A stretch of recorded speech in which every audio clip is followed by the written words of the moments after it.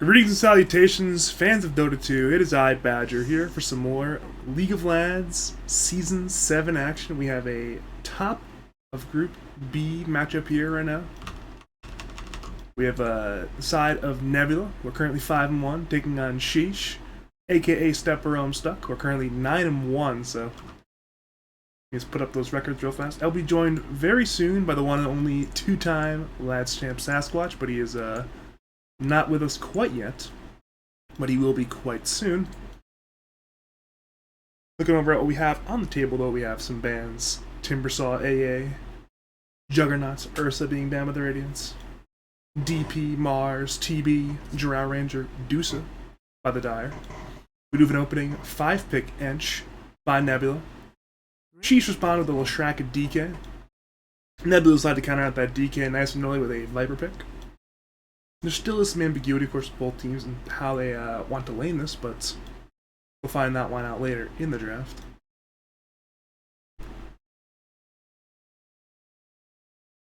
We do have a Nyx ban as well from the Radiant, so looking to protect their Leshrac pick and presumably whatever support they pick right here, right now at that 15 pick, considering it'll probably end up being some int-based spellcaster. Maybe Dark Willow, maybe Snapfire. Ends up being Witch Doctor instead. Certainly an int-based spellcaster, though not the one I had anticipated. Alright, and we are now joined by the one and only Sasquatch, the two-time Lads champ, Odd Otters legend Sasquatch. How are you tonight, sir? Doing good. Apologies for being a little late, just waiting for that team to arrive, so I decided to let my dog out, give her some treats. You know what's funny? There's like a very specific set of scenarios that allow this to happen tonight. Actually, I dropped the 9 p.m. Tacos cast to cast the 9:30 Nebula Sheesh matchup, and you messaged me at like 9:18 today, so happened to work out. I see. I managed to boot Artorias, who actually was free because Tacos versus Sawyer Green's team was actually canceled tonight due to a massive power outage in the Midwest. So everything swapped around. Everything was very good in the very end, but I'm excited for tonight. This is probably the two best teams in Group B, arguably the two best teams in Lads, so this is a very important matchup for playoff seeding and whatnot. I think I saw they had the same score. I was peeping the standings. Guess they haven't been updated for a while, but otherwise, I think they have the same score. Nah, Sheesh are they're 4 set wins, 1 set tie, putting them at 9-1 record. Nebula are 2 set wins, 1 set tie, putting them at a 5-1 record. So I'm way wrong. Yeah, it's off by a matter of 4 wins, but it's okay. All that matters not. What matters tonight is how these two teams play in this 2-game melee, this brawl between these two teams. We get the overall drafts though. What do you see conceptually right now? Well, I like Viper against DK because you have a nice break. I think that's pretty nice, but seems like a lot of meta drafting so far. I'm curious where this Leshrac's going to end up laning. If it's just kind of committed to mid, or what's the story with this fellow? I know the mid player for Radiant plays a mean Leshrac, though I'm sure Malefic can play at 4 if they want to go off meta. And they'll keep it ambiguous. They'll pick the Wraith King and leave their remaining ambiguous mid/4 pick to 24.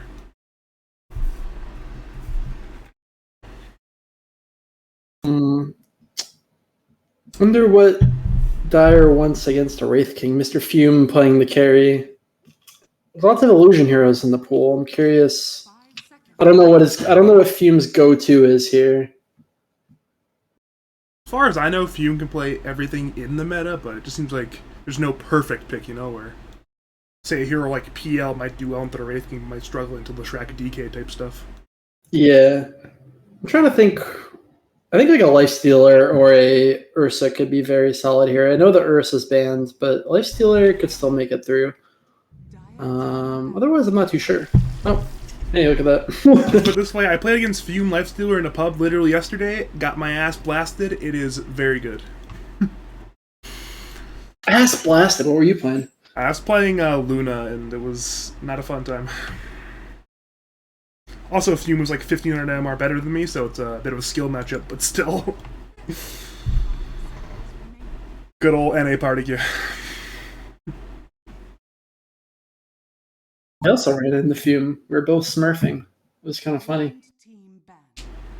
He typed, I think we were playing against some, I don't know who we were playing against, I already forget, but he typed Fume sends his regards. And then I inquired about who he was, and it turns out it was Fume. Just talking about himself in the third person, not a smurf. Yeah. It's actually such a large amount of smurfs in NA pubs, it's not even funny. Where it's... You run these like unranked pubs, and there's a very high chance you're either running into a smurf, you're running into like AUI 2000, and it's like, oh, great. Fun times ahead. Wait. Did I say Smurf? I meant alt accounts. Sorry, I forgot. Alt account, okay. We are now wrapping up the draft. We are almost done. Looks like Nebula probably will need a mid laner. Sheesh. Depends what they want to do with the Leshrac, but probably a 4 support. For Nebula, they could also put the Viper mid. What are they probably thinking in terms of what they need out of a mid laner right now? Well, I certainly think the Viper could go offlane in this game against the Wraith King Witch Doctor, but actually that lane is pretty scary, to be honest. Like, stun into... Like, 2 stuns plus Maledict is just a lot of damage, and Wraith King also has, like, this free 100% crit, which works well with Maledict. So I could see them, like, you know, they could, like, go for some kind of crazy last pick core here to counter the Witch Doctor Wraith King lane and just send the Viper mid. But I think this really comes down to player preference. Like, I'm not sure from their players, like, if their mid wants to take a mid or off, or if they'd rather have it on their off lane. As far as I know, Squid's a prototypical mid archetype. I've never been a mid player who ever wants to play Viper, so I'm sure he's like, hey, give me not Viper, give me a fun hero, please. Yeah, no, I agree with that, and I do think Squid typically does not. I don't think I've seen him play Viper, so. Given he's a 7100 mid player, I'm sure he does not want to play Viper in this given lobby. But you never know sometimes. Sometimes it's always a good night to just right-click things and cast another toxin sometimes. Cancel that DK passive. I know, like, ET would just always ask for Viper. He's, like, that kind of guy. Even though he's also 7k, he's like, yeah, give me Viper, give me Razor. This is a guy who also enjoys playing Elder Titan. That's it's quite the odd fellow right there. Perhaps.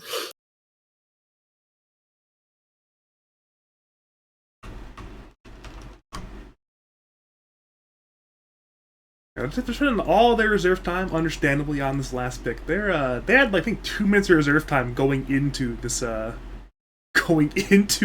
last pick, and they are using every last second trying to figure out what they're going to do with this Viper, and trying to figure out what they're going to do to fill in the hole right now. Yeah, I think we just see something kind of flashy here. Oh, I was all right, way off on that one. Yeah, we had tied. It is presumably the squid Viper middle now. They did play Ogre mid recently, but I'm sure they're thinking an actual real hero, considering they lost with the Ogre mid to a bottom of the table Dota team. So we probably think an actual mids and not melee strength heroes this time. I can certainly hold his own against the Wraith King +1, so makes sense. And then I think the Viper can be a little bit more greedy leaning against the Lesh. I don't think. I haven't seen the Viper Lesh matchup too closely recently, but I do think it's kind of just like a wash. They're just gonna get their farm and see who has more impact in different lanes. Well then, they picked the Windrunner, which gets us slightly closer to. Okay, it is the 4 Windrunner for Malefic. Wait, no, it isn't. Mid? That's a mid Windrunner. They're running a 4 Lesh. Is that their 3-player for sure, the DK? Yeah, for sure. Okay. Cool. Yeah, that's for sure their 4-player playing the Leshrac as well, so this is interesting. This is interesting. It's certainly not something you see very much in the year 2021, but I think it makes sense this game laning into this Lifestealer Enchantress thing. Leshrac actually has a high base move speed, so he can't potentially just not get run down there. Yeah, but they can, it's going to, I don't think they'll ever try to kill the Lesh, so it's kind of curious if the Inch LS will be able to pressure the DK effectively. The DK Lush combo is actually somewhat strong with the stun and the stun. Like it's just a reliable way to set up a bunch of damage. Traditionally in the past, Lush has always been paired with like a Sand King or like a more like traditional nuking stun, but I do think this DK Lush lane could work out pretty well just because it's like so much stun time. Like the Lifestealer is going to have to wait so long before he rages that the Lesh is going to cast his Lightning Storm and the DK is going to cast his Q. And if Lesh has Edict, then like that doesn't matter with Rage. So I'm not too sure how this lane will go. It'd be interesting for sure. If you had to give an edge to either of the drafts, who would you give it to out of the drafter? Well, despite this last pick wins, I do still think it's a pretty good Lifestealer game. So I'm going to give the edge to the Dire here. If this win pops off and is effective against the Lifestealer and they pressure the LS a lot, I could see this Wraith King just having a huge net worth advantage and kind of leading the game. But traditionally, if Wraith King and Lifestealer are even net worth, it is like a favored matchup for Lifestealer. Alright then, if you are just joining us, welcome to game number 1 of a 2-game matchup between Sheeeesh on the Radiant and Nebula on the Dire. Both these teams currently are vying for first place in Group B in Lads. I am Badger. I am joined by the one and only 2-time champion of Lads, Sasquatchins. I'm excited for some good Dota 2 right here. Yeah, should be fun. I actually have played against KU outside of Lads, if my memory serves me correctly. He used to be on a semi-professional team, the Burnsiders, I believe. Yeah, he was on, I believe he was formerly on Portland Burnsiders, yeah. He's a pretty good carry player. Yeah, no, I think he's a good carry player. Actually, my team, Dark W, lost 2-0 to KU last season. I wasn't there for the match, but they're pretty upset about it. So, KU, strong carry player. Oh, without a doubt. And he's once again had a pretty strong season this time. Once again, they finished 3rd in playoffs last season. They're looking to avenge that one, especially now that Dark W are no longer with the league and Toxic Tacos have imploded, so it is prime position for them to potentially win Lads this season, though one team that will attempt to stop that, of course, is Nebula, who they have a very high MR team, very high-quality players there. So I think Bulljax and Colonel Squid were not together last season. Is that correct? Yeah, it's their first time apart in a very long time. Yeah, so now it's like reunited. There's probably some euphoria going on. Yeah, they're big fans. I know Bulljax is a massive Colonel Squid fan. He took a hiatus from Dota, but he's back. And he's once again with Nebula. Unvote. I think first blood's going to happen bottom lane. What are you thinking, Badger? I think it's the most likely outcome, unless somehow DK can get stun onto Ench. I don't see it happening top lane. And then bottom lane, we're already seeing Wraithfire Blast being thrown onto Journey on Tide. We're seeing Cast being thrown out. Eventually, somebody will either make a big play or somebody will make a mistake and someone will die. I think the level 2 Wraith King plus Witch Doctor combo will be very hard to survive. It will require some good finesse from the Dire. Yeah, we're seeing Witch Doctor just tank like 300 damage there. It's inevitable. Unless somehow Malefic and Bulljax, the trade splitter, actually is missed top lane. Malefic might now be in danger. Bulljax has impetus skilled, but he might be in danger now. Teddy's coming in with Dragon Tail. Can he hit it? Bulljax jukes. Never mind. Good Ships passing in the night. Bottom lane, though, Witch Doctor is actually falling. And they went in there with the Earth Spike and the Anchor Smash. Didn't even need Gush to secure the First Blood. So First Blood secured there by, I'm assuming this is Acid Rain online. Could be wrong. I'm hoping it is. I'm just going to assume it is Call him by actually. his new name, or? I'm just going to assume it's actually Acid Rain and not a stand-in, and I will not acknowledge his new name quite yet. Bottom lane, though, Wraithfire Blast is once again there. They are running at the Lion. Lion is in danger, but there's a good Earth Spike there on 2. Now Tide is tied. He's trading. We'll walk away. Very good, like, 2-man stun, like, kind of turning around and getting them both and disengaging. Certainly would have died if he didn't hit both of them there. Or, decent chance. Yeah, if not, he would have been down a lot of HP. Very close to dying there. We are seeing bottom lane, a bit of farming going on for KU. He's currently leading in CS slightly.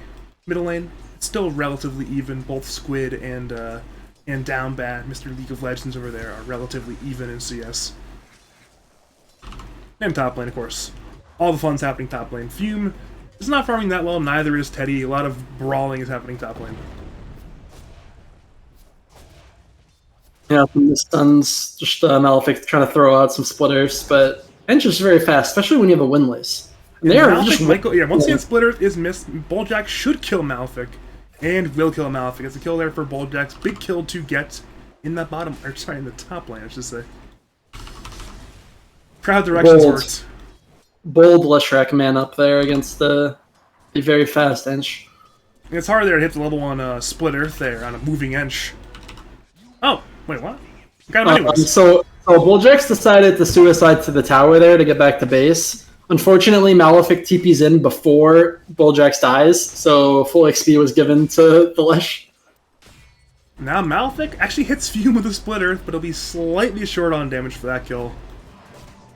This is a wild and crazy top lane as well, and in bottom lane, another kill somehow. Journey was run at in the trees by KU and KTA, and goes down there. I'm not sure what just happened top, but a salve went off and then was immediately canceled. I presume it was put on Fume, and it was... I don't know what canceled it. I really have no idea. But he did not get salved, and now he's very upset. Might have been a Lesh hit? I'm not... It has to be it, right? It didn't look like that to me, but I might have to check. I might have to go back and analyze that. Either way, salve canceled. Fume has to be a little bit more careful now in the lane. Yeah, Fume definitely is not happy there. He absolutely wants to have a good start to the game, and being unable to hit creeps the way he wants to is suboptimal for him. He's still doing pretty well, all things considered, but I do want to see like this. I want to see some stuns in the stun. That's kind of what I was hoping I would see in this lane. Right now I'm just seeing Lesh lob and stuns, which is, you know, it's not the worst, but I want to see some double stun action. Yeah, I'm sure they'll find it relatively soon. Maybe they'll fish for it. Worst case scenario, they'll get it once DK is 6, but Bulljax is now trading Malefic. Malefic actually salves up. Now Teddy's walking in looking to stun Bulljax. This could be the stun combo. I can tell. Is there a split? Yes, there is. And eat it! Absolutely going to get destroyed here. Ends up dying there to the right clicks from Teddy on Dragon Knights. Double stunned. Yeah, you mentioned it happening, and well, certainly very deadly, even for a very fast hero like Bulljax.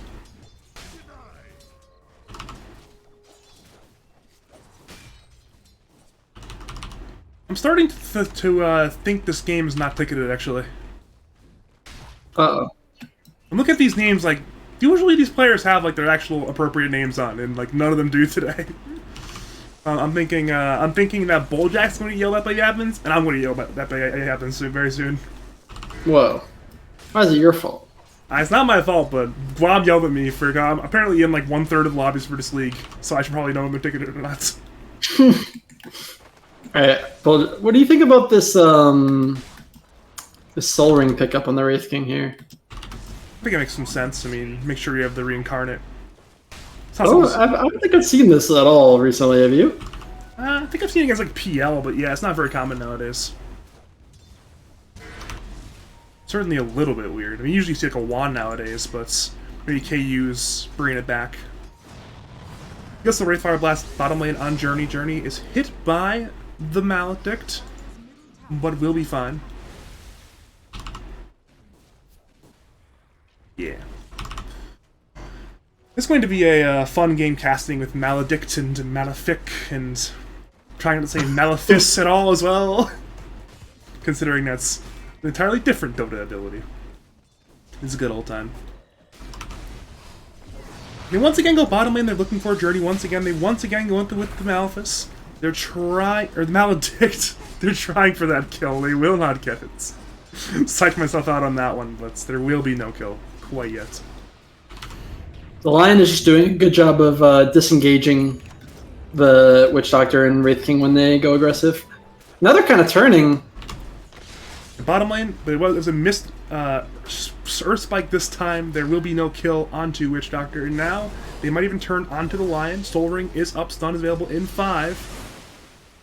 They will not get the kill online. Now they turn with Anchor Smash onto the Wraith King. He's very low. He's being hit. Lion dies. Can't tie the counter kill.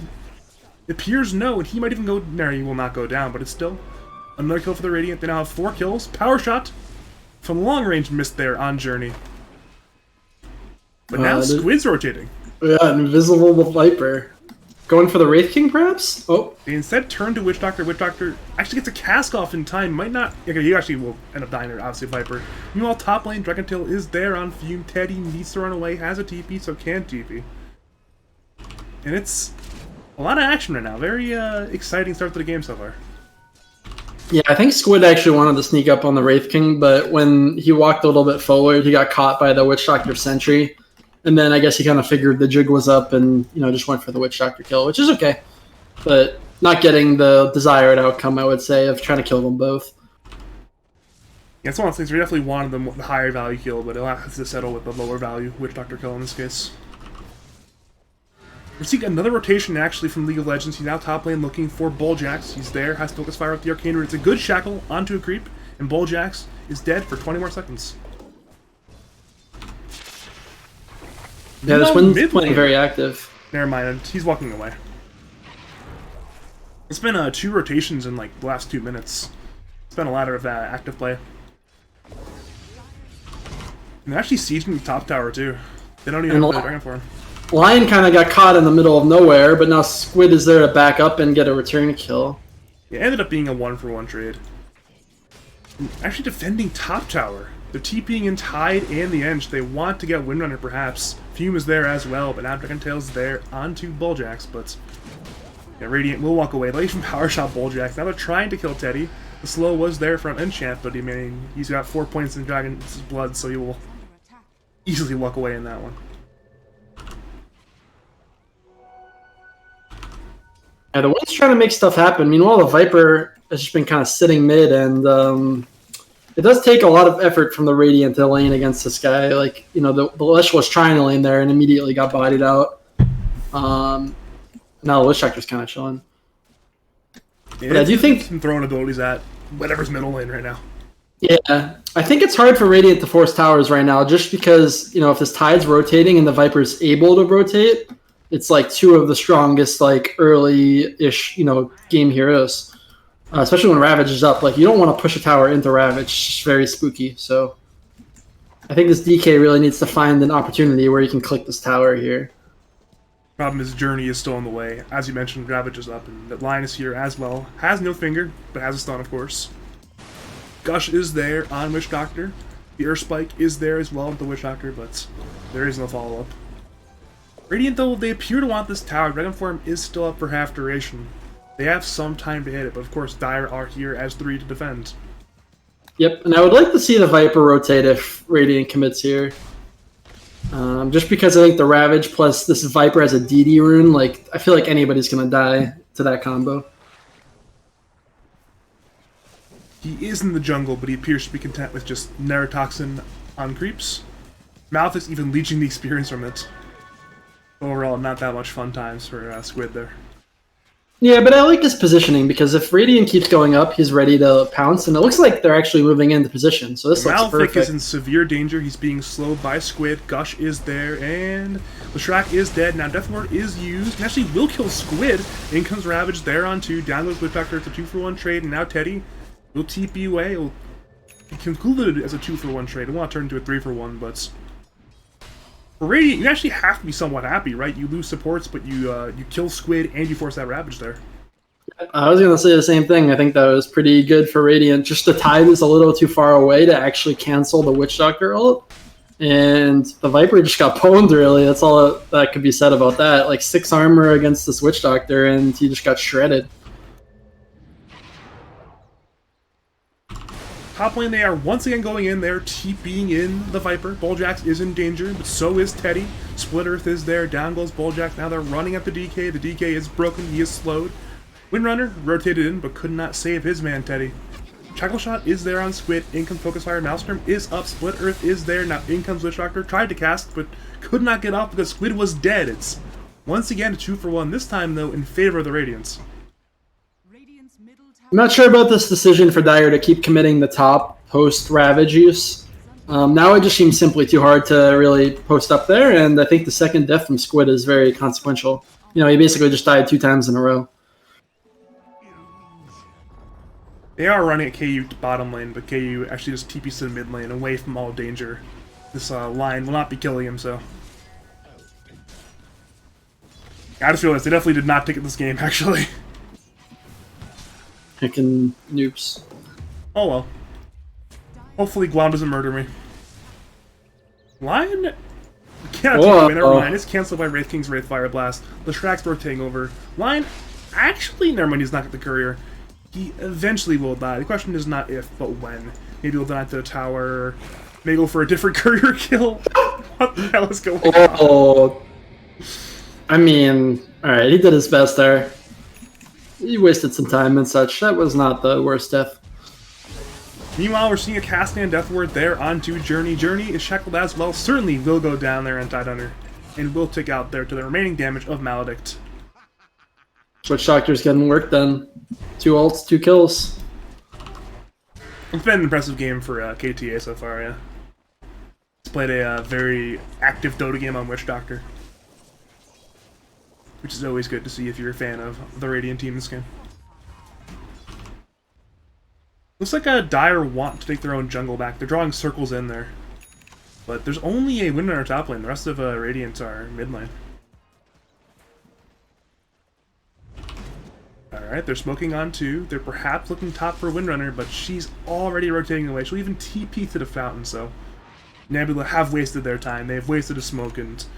Perhaps they can get the top tier 1 tower aided by this ward here on this cliff, but... It feels like Sheeeesh are playing a very good macro game right now. Yeah, no, I agree, and I don't like this decision from Dire to focus so much on top. Like, after that Ravage play, I think everything around top should have stopped. This is an interesting go into the triangle. Yeah, Bulljax and Squid are going in. Malefic is low, but now they're turning the Pulse. No, Bulljax actually goes down the power shot. Earthspike was there, was Miss Finger though, was hit. Now Shackle is there on Squid. Squid isn't damaged. Dragontail is there. Witch Doctor is low. Ravage was pump faked. They're going to not use it on the Witch Doctor instead. Death Ward is used. Will do some damage to Squid, and he should survive. Will survive. It ends up being a 2-for-1 exchange in favor of the Dire. 1 support for 2 supports. And they do not commit the Ravage. It wasn't that wasn't like a bad outcome for Dire, but I still would rather see them be focusing bottom, somewhere where they can get an objective. Like, even now, they're just, on the back foot, despite getting 2 kills. They are, stuck defending their mid tower, which feels ideal for this Wraith King, who's not being pressured at all. I mean, the Lifestealer, at the same time, is also not being pressured, but Radiant is gaining on the objectives, which will make a big difference towards, like, the amount of space these carries are going to be able to access as the game progresses. Alright, we once again see another fight break out middle lane. Squid goes in as this Teddy. There's a stun now onto DK. Shackle was attempted on Tide, did not hit. Ravage is there on 2-3. Down goes Witch Doctor. They turn to Windrunner. She is low. She is broken, but she does focus fire. Viper is low. Windrunner is even more low. She'll go down. Squid is the trade, but so is Malefic. It's a 3-for-1 so far. But now in comes KU. He has rotate. He's looking for Acid Rain. Will kill him. It's a 3-for-2 now, but in comes Fume. Perhaps they want to kill Teddy. He's slowed now by the Ench. He's walking in there with that Ghoul Frenzy slow, and he will kill the Dragon Knight. So it's a 4-for-2 exchange in favor of the side of Nebula, and they will go for this middle tier 1 tower. Yeah, this is great. Forcing a fight, getting a good Ravage. The Viper was in a good position. Lifestealer coming in at the end just to ensure that they could finish the tower. That was a great move by there. Yeah, I mean, you mentioned earlier they were playing too much in the top lane, and now they've decided to, hey, let's play middle lane, get the tier 1 tower. Now they're even running as 2 into this jungle. They put a ward over here, they put another ward over here. They're now thinking the bottom side of the map. Yeah, and I like this TP from Viper. He's just going to push in the lane while the Lifestealer kind of jungles nearby.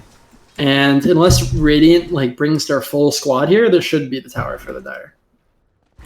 They have most of their squad headed middle lane. They smoked on 3 to back up their Wraith King. KU is stunned under tower, but Acid Rain will be the one who goes down. Shackle is there, Cask is there, Power Shot is there. Acid Rain on Lion, certainly longer there. Neither is that middle tier 1 tower, died there too. All the efforts from Sheeeesh. Though, it appears to be a trade for the bottom tier 1 tower. Yeah, and I don't mind this from the Dire, not having Ravage. I don't know if they really wanted to post up mid.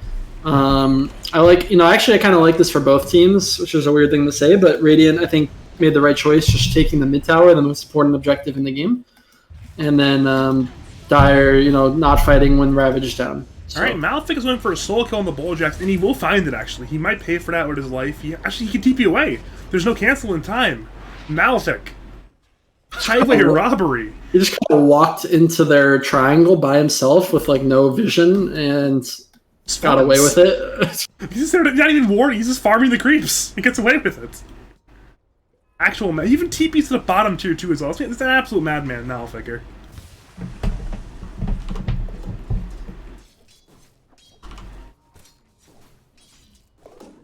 The problem is, though, for Radiant, even though their Leshrac is pretty farmed for support, their DK is pretty underfarmed for core right now.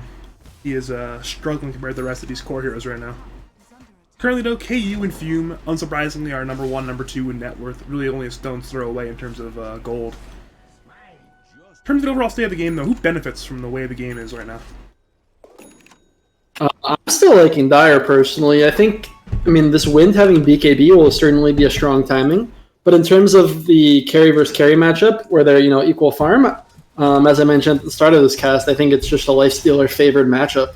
I also think this is just a great Ravage game when none of the Radiant heroes necessarily are going to have their first item be BKBs. They're all coming, as like a secondary item. But when DK's Blink is this slow, that just means his BKB is going to be even later. And I see Lifestealer plus Ravage just as a way to kill DK every fight. Now DK is in danger, Viper Strike is there, Neurotoxin is there, Teddy is broken, he's half HP, he tries to pull up away, now Cask is there onto the Finger, killed that man. Now Death Ward is there, but he was cancelled, now in comes Tide, heads over onto Witch Doctor, but Shackle is there from the Windrunner, keeping him safe for the time being. Yeah, I didn't mention the break, like this DK does not have a fun time in front of him, unfortunately. Not at all. You think about DK, right? Really prototypical tanky strength hero with a stun. In this game, he is not tanky at all. Yeah, there's percent-based damage, and there's a break mechanic, which gets rid of all your armor and regen. So it's pretty rough. The two things he doesn't want, and he has to face both of them in this game. And Dire are currently as 4 in the Radiant side jungle. They're not going forward quite yet, though. I thought they might go for this bottom tier 2 tower, but they do not commit to it yet. They appear to be content. Never mind, they're not content. They're waiting on smoke. They're smoked as 4. And they have a Blink Ravage up. They see Malefic on the wave. They ping him out. This man is certainly, the question is, can they get more? Stun is there. The Hex is there. Now in comes Cask. Malefic is absolutely destroyed, but Radiant will scatter away. They will not feed away more kills, though this bottom tier 2 tower may be in severe danger soon. Yeah, and they got to kill. My concern as Dire here is that I'm not chasing this Wind around. She's going to be getting her BKB at a pretty reasonable time here. And I'm not really sure, what Dire is necessarily getting from that smoke. Maybe they're going to try to force this tower here. It'll be interesting to see if Radiant decides to defend. I don't know if they're necessarily strong enough, but you don't want to give up your tier 2 for free. Teddy is set up there. I believe he has not revealed the Blink yet. Regardless, he is in the trees ready to Blink Stun somebody. They're TPing in KU as well. Now to Blink Stun there onto Colonel Squid. Now, the Ravage is there. It's on 2. It's pretty big. DK is low. Wraith King is somewhat low. DK now comes down, but in comes Windrunner. She has her BKB. She's looking for anybody. She's being hit by Fume. Death Ward was there to no effect. Power Shot spotted Journey, but he runs away. Now Zeul's there onto Bulljax. Bulljax actually is able to force staff away, and now Dire are once again returning to the fight. Radiant have used a lot and found very little, and now Dire might be okay with sieging again. Atos is there on Windrunner. She has the Windrun, but now there's a slow there from Bulljax. In comes Gush, in comes the poison attacks. Down goes Windrunner. It's 2 kills for Nebula. The only thing in Radiant save right now is their wave bottom lane is actually in a pretty good spot. It's true. Not for long, though. I was going to say, it's a temporary recess, maybe 15 seconds more of the tower being alive. Yeah, I mean, I feel bad for Teddy. Like, who do you go on as the DK? Like, they ultimately chose the Viper, but, it's like, do you want to go on the Viper or the Lifestealer or the Tide? And none of those options feel too good, especially when you know that there's going to be a counter initiation Ravage that there's nothing you can do about. So yeah, just tough spot for Radiant to defend that. I think if they connected the Wind a little bit quicker, and she got to get her BKB and was ulting on a target, it could have worked out. Yep. He just got blown up in the jungle. Yeah, they had an invis rune on KU. They had a smoke on the R2, and it's just too many stuns. And actually, will head into the Roshan pits. This is good from Radiant. This is what they need. You know, they got to pick on a important core and Ravager's down. So there's just kills going on everywhere. Actually, okay, I actually saw the entire Squid one happening. I did not predict the Malphite one happening. I was too focused on the Roshan, which is being very injured. Tide is in the area, has Blink, but no Ravage. He actually blinks into the pit. He is in danger. Dragon Tail is there, but he's buying time for his team to arrive. Deathlord is there. Down goes Dirty now Fume. Has a rage. He's trying to fight Mr. League of Legends is BKB. And the Aegis actually goes to Bulljax on Enchantress. Fume will go down. Radiant are strong. They want to kill Bulljax, perhaps kill Bulljax twice. KU is doing so much damage. We'll kill we'll kill Bulljax. Aegis is down. He will inevitably go down twice. Power Shot is there. Dragon Tail is there. Right clicks are there. Enchantress no longer there. And for the side of Sheeesh, it is an absolutely fantastic win in the last minute or so. Yeah, just the panic, the rushing, we got to get there quick. Ends up being a big chain feed. Honestly, I'm not sure if that chain feed was worth it. I think maybe you should have just let them have the Aegis. To be frank, like I mean, they did get the steal, but I'm not sure if that really enables the Dire as much as not feeding those kills. It's one of those things where I got no core turns, no core kills in return. The Windrunner barely survived, and then the DK and the Wraithking are obviously weren't even in any danger of dying there. So it's very little in exchange other than denying them the Aegis. Yep, and Witch Doctor's dead. Meanwhile, yeah. Tried the TP way, but that was very ambitious. The Atos is there. The right clicks are there. It's another kill for Nebula, so at least they get something, but actually up by 1k, so suddenly the economy doesn't seem as bad as I might have thought, actually. I still think Dire's stronger, but you know, if they are getting outmaneuvered and then they panic into Roche, they can certainly have bad fights. They might even go for Lion middle lane, but ooh, Acid Rain blinked away in time. They tried to find him there with the Blink Dragon Tail from Teddy, could not find him in time. Meanwhile, top lane, with Natos onto Mouth, they tried to Yule's TP on Squid, but that was slightly ambitious.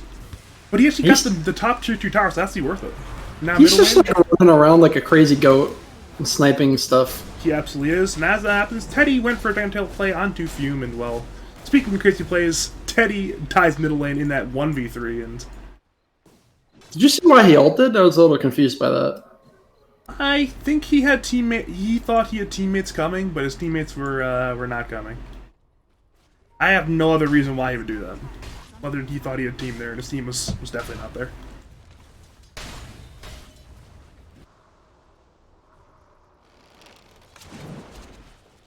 Fire though, they they will finally get the thing they've gone for the last like 18 minutes. They will kill this top tier 1 tower. This has been the apple of the eye of Nebula for a very long time, and it finally will go down. And they will perhaps go for the top tier 2 as well. DK has no dragon form. Windrunner's BKB is reading out the 7 seconds as well.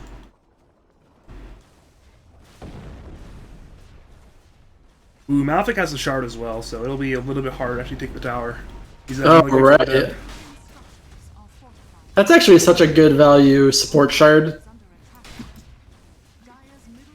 It's having 4 splitters there. It's just so handy. Even like a Corlesh, it's just so much crowd control. It's a very disruptive thing to play around. And now Nebula will take the top tier 2 tower. As that happens, KU pushes in the bot T1 tower. Should go down 2 skeletons. Will go down. So it is a tower trade, though. Certainly one in favor of Nebula. Now the Radiant head back to their jungle. They have a blink on Windrunner as well. Perhaps they might look to force something soon, but they're being pinged out right now. Fume, Journey, they're on the way. But the Earth Spike was not there in time. They could not find him. They will instead find Witch Doctor. Cask is there on 2, but this man is very doomed. Or perhaps not. Jekyll is there on Fume. Focus Fire is there. Dragon Tail is there on Tide. In comes Deathward. Ravage is there. Will hit on 2-2. Malefic is dead. Witch Doctor is low.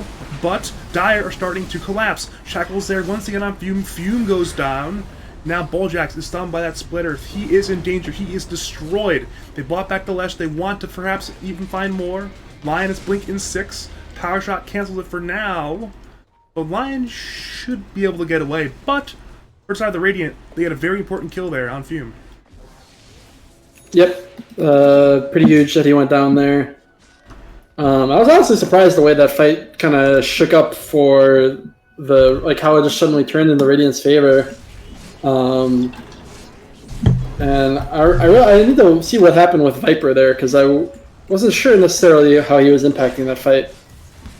I'm going to be real with you, I do not remember Viper doing things in that fight. I'm sure he was there, I just don't remember it. Perhaps seeing a stun there onto Witch Doctor. Finger is there, but Lion will pay for his hubris. Went in for the play, gets absolutely destroyed by KU. Now Cask is there. But now we're seeing Teddy. He's being run out by Squid. Yules is there from Malefic, perks off the haste ring. Teddy tries to TP. Teddy will get away. Malefic paid for his teammate's life, but you know what? Good sacrifice play there by that support Leshrac to save his core DK. And for the Radiant, it's a pretty clean disengage. They get the tier 2 tower and they only lose Leshrac. Malefic is definitely the guy who dies for the team. He's just running around, distracting enemies. I'd say he's being pretty impactful though, getting that top T2, even though he's dying a lot, he's still just getting stuff done. He killed Bulljacks in the middle of the triangle. He's been forcing out plays all game. It's been beautiful to watch. Yeah, it's very interesting what's going on with this Leshrac. This random pony running around. It's actually so mad. I'm so surprised these plays just keep working, but Malefic is clearly testing the limits of what he can do this game on a 4 Lesh. I've been impressed at least. Alright, what is Nebula up to actually? I'm not sure. I'm not sure exactly what Dire's plan is here. I think they just want a solid fight around Ravage, but Colonel Squid is kind of posturing to start something here. Yeah, they are hitting Teddy right now. Teddy's losing mana, so they'll just probably sack the DK, let him die. So they do pick up a DK, but they spent a lot of time in the last minute and a half just chasing heroes around. They ran 4 bottom lane looking for KU in the Wraith King. They did not find him, then they just ran top lane at KU again for that matter. And they find only Teddy on Dragonite. Yeah, KU actually hasn't died this game. He's just been kind of chilling. He's the lone man in this game who has not died. Currently 3-0 and 9 on that Wraith King. Not sure what Witch Doctor's up to, but he's on a journey, it appears. He's warding in the trees. Has TP, so he's choosing to be here right now. This is certainly interesting. He's gonna make a play. He's gonna cast some creeps, get some EXP. Yeah, he's cast the cask, and he's not even hitting the wave. He just does not want to show any more than that. He knows the danger he is in. He knows he's behind enemy lines.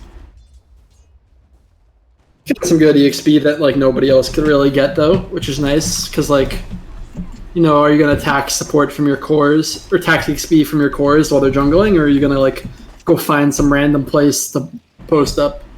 So bottom lane though, it looks like a lot of heroes are very close to each other. I don't know if anything will necessarily happen. Skeletons running in the Fume. Yeah, Dire were a little bit scared of heroes being there. They actually scanned right next to this hard camp earlier, so they're aware that Radiant might have heroes there. They only had 2 though, and both of them just walked away in time. So Nebula, once again, they chased bottom lane, chased back to top lane. Once again, they're back bottom lane again, and in those 3 combined movements, they found exactly 1 hero. Does Dire have any vision right now? I guess they have 1 ward right outside their base. Is that it? That's all I see right now. They had a couple of them expire recently, I believe. And now top lane, they finally found Witch Doctor. Spouted with the courier. Took a long... I mean, they knew eventually, wait, there's cast projectiles coming out of the trees. The trees don't do that normally. There has to be a Witch Doctor in here, right? So they scout the courier and they eventually bring him down. But that's an immense amount of space creation. Dire head in the Roshan pit, and it will be alive in 15 seconds, but they don't know that. Looks like they're going to scout it again, then walk away, and they'll miss out on a bit of lucky opportunity there. Yeah, how much they miss out on. Middle lane, they might go for a hero, but that's a Windrunner with a Blink and a BKB. That is a very difficult to kill target. Okay, they see Roche now, so let's see if they commit. They might want another pick off first, which I'm inclined to agree with. I think getting a pick before going in the Roche would be the best plan here. We're seeing Radiant, though. They're just playing so much of the map right now. Malefic's once again in the bottom lane. KU went for a solo kill attempt on Acid Rain top lane. And Dire armed this for Sean, but they need to move fast. Lesh is about to get another tower, but, you know, if Dire gets Roche, I'm sure that's a good trade. Yeah, it will be the Aegis, the Cheese, and the Aghanim Shard. Not sure where everything's going quite yet, though we do know the Aegis will go to Fume. Building poison attack from the Viper. Oh boy. They have found Malefic, but perhaps Malefic actually has found Acid Rain. Earth Spike was missed, and now Malefic's actually out of mana. They're TPing in Squid. Yes, Scotty. That man is very dead. He could have had that, but he was out of mana, as you said. They find KU actually top lane as well. Wait, what? They missed him. He walked right by him. Bruh. No. If you're a Nebula fan, this has got to be hard to watch. Or it's like they know he's there. They walk right by him.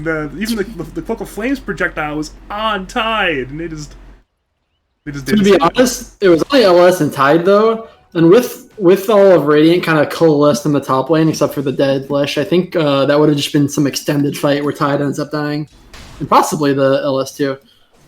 So you know what? Actually, I approve of that decision. Two ships passing in the night once again. They don't have to fight. Just be friends. Perhaps Journey getting lucky in that case. I'm like, hey, I didn't die for my aggression and finding a hero in the trees. I do not pay for my hubris quite on this fine day. Speaking of, Dire looking to force it bottom lane. KU is there. Atos is used. BKB is up, and he will use the BKB. Now, never mind. He will simply walk away. Radiant TP in, and they will accept, hey, we lose this BKB charge, but Dire do not get any kills. They cannot go high ground quite yet. We forced to go for this mid-tier 2 tower instead. Honestly surprised KU opted to BKB there instead of just trying to reincarnate and then BKB. Because, you know, he was right outside of his base, and, you know, if he BKBs on the reincarnate, he probably just makes it out that way as well. So, Dire forcing high ground here with the Aegis. They already got the Glyph, which is pretty good. And they have the building poison attack. Yeah, the tower is already dead, actually. Now KU comes in looking for Acid Rain, but the Hex was there. KU with the BKB on cooldown. Now in comes Teddy. Stun is there on Tide. They're looking for a Fume. Reincarnate is popped. Now in come BKBs. In comes Death Ward. Ravage now used. Hits, I believe, onto 2. But Dire are starting to run away. They have a Maledict there onto Tide. Infest comes out. They're looking for Malefic. He goes down. Now Cheese is there. Viper is once again healthy. They now turn to KU, who has Reincarnate currently on cooldown. They need to kill this man. They're hitting with 4, but he's being helped by his team. The stun Splitter is there on 2-2. Holjax is low. KU is low. Squid is low. KU goes down. Squid runs away. They're trying to kill with Pulse Nova, and they will. But Malefic is dead as well. Dire are still strong. Fume is still massive. Witch Doctor is dead. They will run at Teddy, but Teddy blinks away, and they actually call GG. Wow. Huh. Only took 1 death from KU, and that's it. You surprised they called GG there? No. The game was over. I mean, the Wraith King had no buyback. They were going to lose all their racks there. I think the LS still had the Aegis, so he did. It was just kind of inevitable at that point. I mean, yeah, basically, I think if you can't kill the LS, he's just going to have this incredible matchup against the Wraith King. And they really only had the wind as like the LS killer. I mean, Wraith King and DK and like these stuns can certainly help, but there's only one hero that was really optimized to kill LS, and I don't think Wind is even necessarily that good of a LS counter. So as these fights kind of broke out longer, I think it was just more and more favored for the Dire. This point for the Radiant, what adjustments do you need to make going into Game 2 to win Game 2 rather than lose it? Honestly, I felt like that was in part a draft loss. I did think the Radiant was starting off the tempo, like in the laning stage, better. That being said, the Witch Doctor had some unfortunate deaths. I don't really think that mattered too much for like the laning or anything. I think the biggest thing was the Viper versus DK matchup was kind of rough, and then I think also the Wraith King versus LS matchup is pretty rough. And I don't think the Wind, the last pick, kind of justified having those negative matchups. So I think maybe you should have kept the Lesh as a carry and picked something else that was, potentially stronger. or not. Lesher's a carry. I'm sorry, Lesher's a mid, and then maybe save KU's hero for last this game, or like try to get him a good matchup because he can definitely 1v5 these games if he gets the right setup. So I like him on TB a lot. I think he's a very good TB player. Problem for KU with Terrorblade at this point, though, is if he wants to play Terrorblade, it's going to have to be a first phase hero. It's basically universally banned by anybody who does their scouting. And was it banned in the second phase? Second phase every game. Okay. Yeah, I mean, to be honest, though, I wouldn't even mind his team first picking it for him. I think this game they had 6 and 7 picks, so they didn't have the 8 pick, which is so powerful going into the bans. But if the draft order is different this game, I could see them potentially doing that. Oh, join slot real fast. But if you had to give it MVP for game number 1, who would you give it to? MVP for game number 1. I think I don't think Few made any big mistakes or anything. I think he played the most solid on his team that game. Viper was going around doing a lot of stuff. I think Bulljax played pretty well too on the bench. Had some nice plays throughout the game. Some good 4 staffs. Seemed to be doing a lot of stuff. Some nice solo kills on the Lesh, although I might be more inclined to blame the Lesh for those kind of things. Look, if Radiant won this game, I'd probably be willing to give it to like KU or Malefic, but the problem is just it's an unfortunate last string of events in the game there where it just snowballed out of control so fast. This might be the least amount of gold lead any team has had winning a Lads game this season, actually. It's only a 7k gold lead when the GG was called. Yeah, that's interesting. Looks like Sheeeesh fight, so. And they're like, you know what? This game's over. Let's not tilt ourselves any further. Go next. We'll make it a 1-1 problem solved. Maybe that's the idea there. They do now fall to 9-2. Obviously, 9-2 is still a very good record. I'm sure they're okay with that one.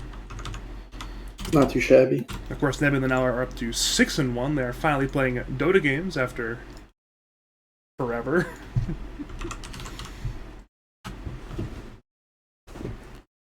We are getting the G's, though. We are going to head on over to game number 2. Should be exciting. Hopefully there's at least as much action as game 1.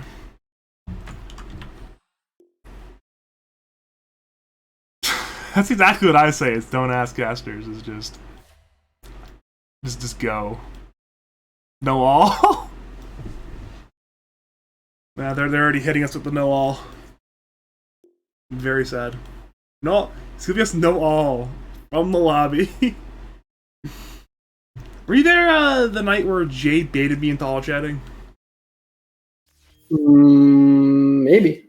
No. What did you do? Might have been Artorias things. I remember we were casting a nearly tilted game, and it was a long pause, like right after the draft was done, and Jay was drawing on the minimap like "Hi Badger," and I'm like "Hi Jay," and they instantly hit me with the no all chats. I just got outplayed on that one, I guess. Yeah, wrecked. Yeah.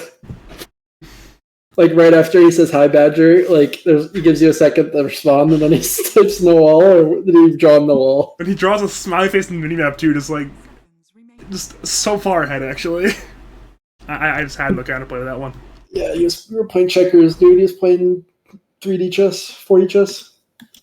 All right, let's see. Did they tag it up? No, they did not tag it up properly in the lobby. Hoping they would. But I expect nothing different at this point. Bulljax is promising me dank memes this game. Interesting. So I'm ready. Well, they first banned TB. Okay. Did they do that last game as well? Maybe I missed that. They banned it first. They banned it second phase last game. It was their third ban, I believe. I see. I guess they're just respecting the 8 pick potential. Picking it on the last pick before going into the second phase of bans, yeah, which is a good time to pick a core. They don't want to face the KU Terrorblade. It's powerful. They're saying, you know what, we're just going to literally ban out signature heroes. We're going to ban out this DP. Sheesh just loves picking their Death Buffet, and they'll ban out the TB because KU loves playing Terrorblade. And now it's like, all right, just play meta heroes. We're not going to give you comfort heroes. We're going to force you to play meta. And so far we have seen relatively meta stuff. So Mars for the Dire, and then Radiant go Grimstroke Pangolier.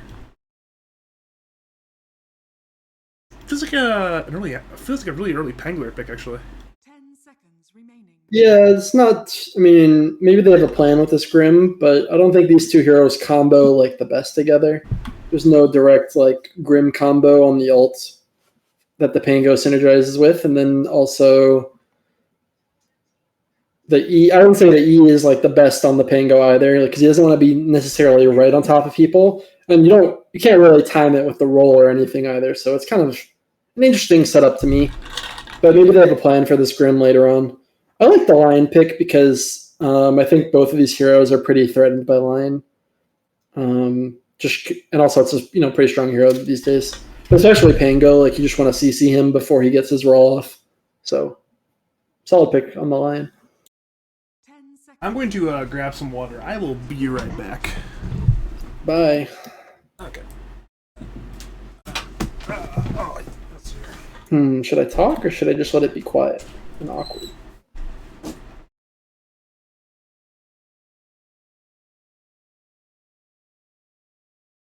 10 seconds remaining.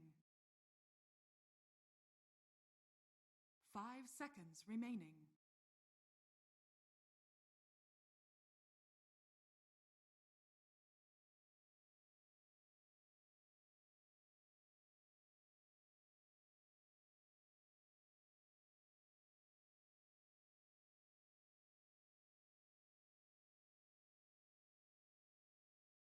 Dire team ban.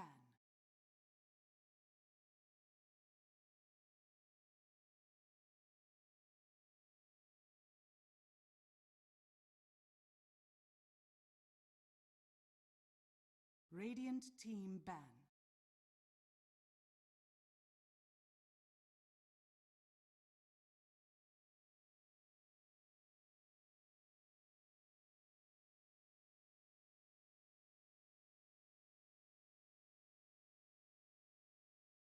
Ten seconds remaining. 5 seconds remaining. Radiant team pick.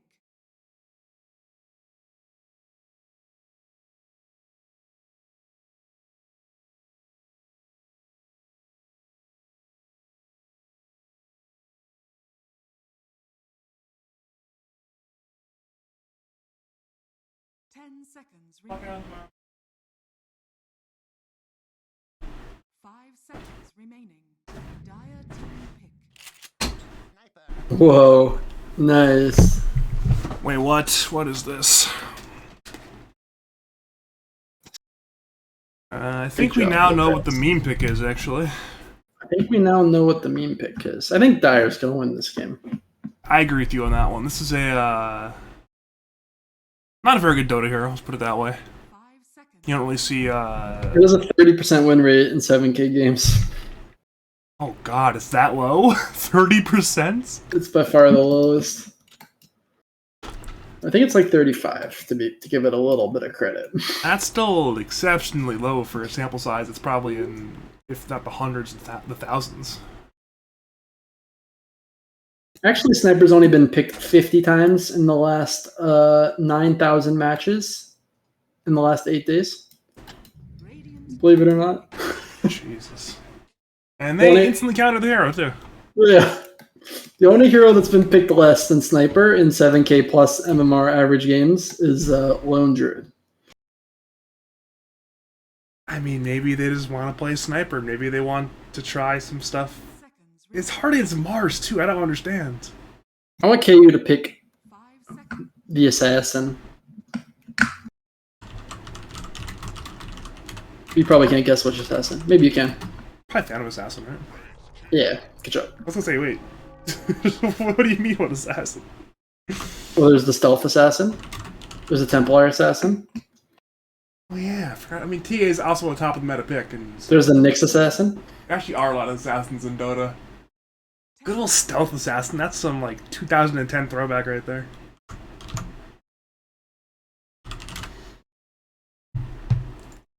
I still can't believe they picked sniper. This is just ludicrous. There is no way to describe it other than ludicrous. Who's playing it? It has to be Squid, right?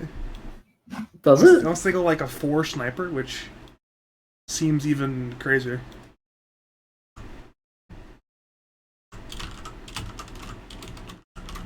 Is it a good concussive grenade game?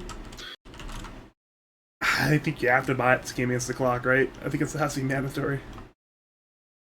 But this is just sniper. Honestly, it's the exact sort of pick that kind of throws you off, like, oh man, this is an actual amateur tournament with actual good players in it, and then there's just a sniper hero there. But see, does it throw you off, or do you just pick Clockwork? Yeah, I'm sure for the side of Sheeesh, they just instantly pick Clockwork, but if, as like somebody's trying to, like, you know, analyze what's going on my Dota screen right now, it's just very odd, you know? I legitimately do not remember the last time I've seen this hero in one of my games. I feel like if you're Sheesh, there's just so many different carries you could pick as well that are just good into this hero. They go for the... Okay, they go for the Invoker instead. They'll grab a mid matchup that can land pretty well into the sniper.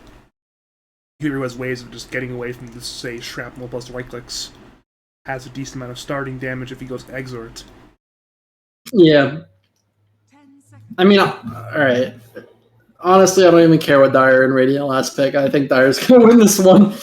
I think their first 4 picks are so much better. Maybe these last picks will change my opinion, but like as long as they just pick some standard carry for KU here, like give them just PA. I mean, I can't imagine PA doesn't get banned here. If I'm Radiant, I ban out Void and PA here, because KU plays a lot of PA, and then the Void pick just makes so much sense, and then it's alright. Hope he doesn't just destroy you on whatever other carry of choice, whether it be like PL or... A lot of good carries are banned right now. There's still PL in the pool, there's still F-Steal in the pool. He could play PL, he could play PA, he could play Void or Jug. He's a big Jug's PA banned. player, so I wouldn't be shocked that if it's not banned, that ends up being the pick here for Sheesh. Even Monkey King, like, which isn't like that good of a hero, I'm pretty sure he would just destroy it. Or like it's like a really strong monkey game because you can build. You don't have to go the Fusil build, but it's pretty good. And then there's just so much control for your ult this game if you're playing monkey that like you'll just have a great time casting it, especially with against Wraith King who like has a lot of trouble kind of getting out of your ult. Yeah. Curious what Bulljax is going to decide. Oh, he goes for the Void. Okay, so that's what he thinks is like the... See, I kind of agree with the Void ban, but I don't think this Invoker wants to be Exort when there's a Sniper and a Wraith King in the game. I think the Quaswex, and even Pango, like I think Quaswex makes a lot more sense. So to me, like the Void isn't as strong because there's not really that much damage other than the Invoker and the Chrono. So I kind of like more of like a PA for the Dire. If I think ban out Void PA, I will feel pretty vindicated on that one. That's why I said the 2 bans would probably end up being. Yeah, no, I'm inclined to agree with that. I mean, I'd be surprised if they don't ban PA. The Void was a little less or a little more surprising, but This would not be the first time this season that KU was played PA either. He plays a very mean PA, so he's certainly familiar with using Stifling Dagger and buying a Desolator and doing a lot of damage in that hero. That's for damn sure. yeah, I see some nice juicy backline targets here for him to jump on. Okay, this is a snap pick PA situation, and They have something else planned. Like, well, I'm not sure what, but we'll see. I'm ready to wait and see. Like a PL or a Monkey, I would be happy with here, if not the PA.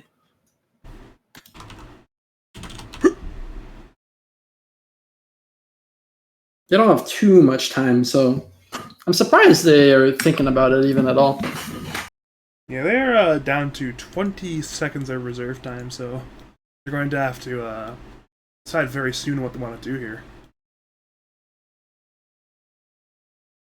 The PA seems extremely obvious, but maybe they just want a different hero. Team pick. Yep, they do the hero what we thought they were going to go for the last about 4 minutes. PA is I picked. don't know. That seemed too easy of a read. And now after Nebula, what the hell do you pick to complete this draft? So they should know if it's a sniper mid or not. We unfortunately don't. Do you think that is a 3 Pango? I think it's a 3 Pango. Who's 2 their sniper. Pango player? He used to be Captain Cobra, but he's not on Nebula anymore, so I have no idea. Oh yeah, he was. That guy was a Pango spammer. Dude, I think you might be right about the sniper going mid, just because I feel like Colonel Squid is he's the guy who's stupid enough to ask for this dumb hero.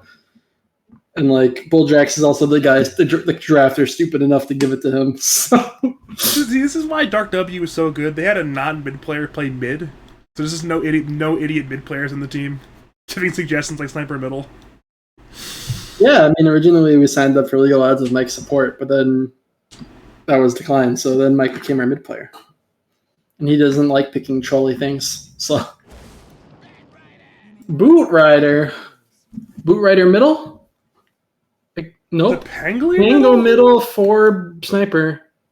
All right, then we're in for some. Okay, for sniper. I was like, it's Bulljax. I was kind of hoping at the last second Bulljax was gonna play the sniper. I guess this is just so weird of a draft, to be honest. I am genuinely fair. I mean, you have to give it to Sheeesh here from the draft, right? Yeah, no, I 100% am favoring Dyer. That being said, I'd love to see the sniper owning, but I just feel like this is a pretty free PA game. Maybe this back could give this lane some trouble, but I'm skeptical. Seems to be a game where KU's gonna buy a stick and then get to the jungle like level 5 and then eventually come back and then win the Dota game. And I mean, the burden execution to win this Dota game certainly on Radiant. They have to do a lot of work this game to prevent PA and Invoker distance from snowballing. Yeah. Like the sniper is gonna like shrapnel the PA and the PA is just gonna leave. And the Bat Rider is gonna like try to firefly the PA and the PA is just gonna blink out. Like I can't really see. I mean, I can certainly see them killing the PA, but like the PA has like a very easy way to escape these two heroes as well. So it's not gonna be like the worst lane. And Bat Rider usually you want to like hard counter your lane and just make them miserable.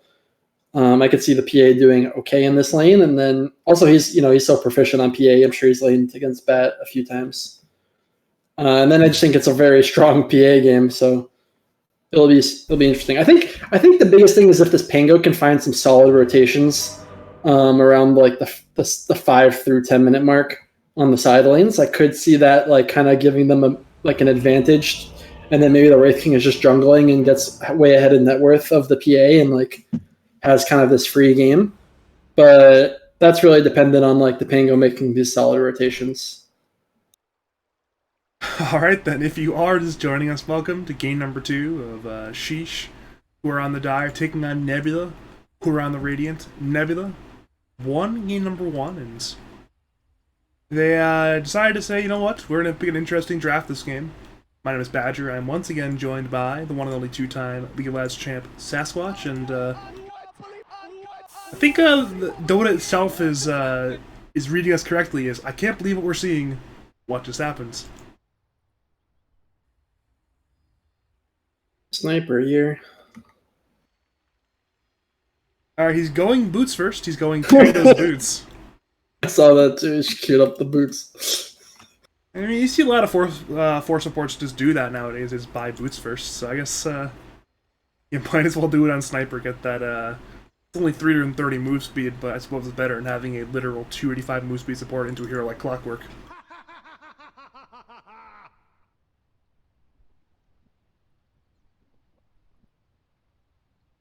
I will commit this to memory. What are we waiting on currently? We're waiting on Teddy, who is currently disconnected. I'm sure he'll be back soon. It's just... This sniper pick is still throwing me off guard. It's been probably, what, 10 minutes now? I just have this mental block of like, alright, they just picked... They have a sniper. Sniper? I'm just looking at it right now in showcase view, like this is an actual Dota 2 hero. It looks more like a shopkeeper than the actual other heroes around it. It's unbelievable. A little bit of trash talk there from KU. I'm an immaterial girl. American Sniper. It's good. Subjects. Now let's get to Alright, we're back. We are resumed. We are ready for some more Defense of the Ancients too. Let's see here. Has Invoker skilled anything yet? No, he is not. So I'm not sure yet if he's going to go for a Quas or Quas Wex or Quas Exort quite yet. Alright, let's see a little bit of Quas Wex. He has skill with the Quas first. Generally a telltale sign of that Quas Wex Evoker. How does the Pangolier Invoker lane generally go? I don't really see it too often. I think it's pretty even, but you know, the Pingo can only really Q the Invoker, and Invoker with his high regen from Quas can do a lot more right-click trading. So I could see like a lot of right-click harass coming out of the Invoker. But runes are pretty OP these days. I'm pretty sure the Pingo is going to be fine. It's not like Invoker is this Omega lane dominator. Yeah, I'm sure it'll be a lot of water runes for Squid, especially this game when Invoker's not necessarily one of those heroes who wants to actually contest water runes, so it's, I'm sure, a lot of fun times there. Yeah. Acid Rain, what is Acid Rain doing right now? This is behind enemy lines right now. He's got extended night vision because he's sniper, so he's scouting. The hero actually have extended night vision? Yeah. No way. We'll be 3 bounty runes. Sniper and Bat Rider. This is a night vision draft from the Radiant, actually. If you didn't realize. All right, we're seeing a shrapnel used on KU, but it's not doing anything. It's literally doing nothing. Got him. He actually has no damage. Oh dear God. American Sniper. This man needs to go to Walmart and get some better ammunition, it appears. Dear God. American Sniper on the run from the clock. Yeah, he better salt's thrown out, but it's unsurprising that KU and KTA have sticks, so they're just immediately picking up these stick charges.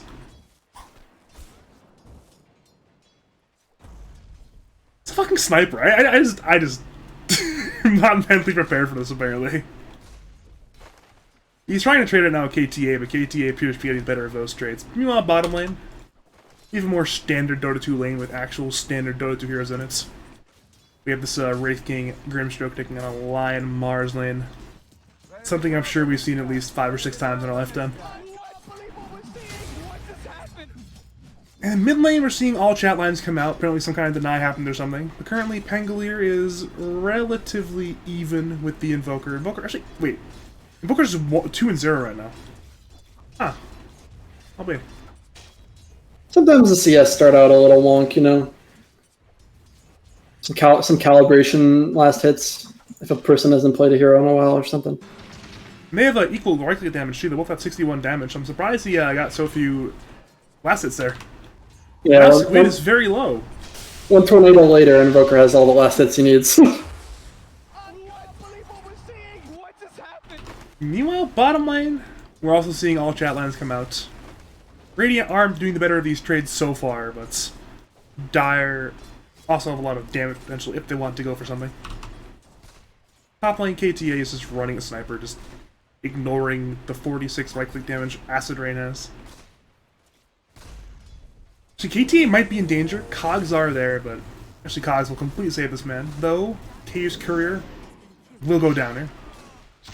Now Shrapnel's actually used. They really want to kill KTA. Journey's even on the way as well, but with the Stifling Dagger from KU, there will be no kill. Yeah, despite Sniper not being maybe the strongest hero, it is 2 range versus 2 melee, and Bat Rider is very good at like stopping melee heroes from wanting to go on you because he just keeps spamming sticky napalm over and over. So the Sniper's kind of just running around with boots and clicking people, and they don't want to go on the Sniper because the Bat Rider's hanging out. It's very interesting. Bottom lane, Malefic was in danger, but just a little bit too short on damage to get that kill for now. But Malefic needs to mine his HP. They might go for another Wraithfire Blast play. Bottom, and hopefully I don't miss first blood there. You never know sometimes with Dota. I would expect first blood in bottom, but it's hard to say. Yeah, Malphite is just running around right now, but Fume does not have the Wraith Fire Blast up, so should not be a kill there. And then top lane, we're seeing Batrider once again just spam out spells. As PA has 14 stick charges right now, dear god. Yeah, she's not really getting harassed at all, which is good because, I mean, that's really all she wants, so. She's just getting all these stick charges, and even if they like click her a bit, she's got like a big heal ready to go. Look at this sniper. Yeah, he's in danger. He's shrapneling this stacked small camp, but now Stifling Dagger's there from KU, and KTA wants this man, but Acid Rain is actually faster than KTA right now. Okay, they probably found him in the trees. It will be first blood drawn. We're assuming he even throws out 2 shrapnels before he dies, but first blood is drawn there by KU on Acid Rain. Not too much of a surprise there. You know, bottom lane, Bulljack and Malphite appear to be in a fight to the death. Trogafate is there on Malphite. Great Fire Blast is up on Fume. It will hit, and they will kill Malphite in the bottom lane. Yep. So now it's 1-1 in kill score. Fume equalizes that one. Fume probably not too happy. His American sniper died like 20 seconds before he could have gotten first blood. That's one of those things where if you're a carry player, you just hope your other side lane does not die before you can get a kill. You're just like, yes, my side laner died 10 seconds afterwards, but in this case it's 10 seconds beforehand.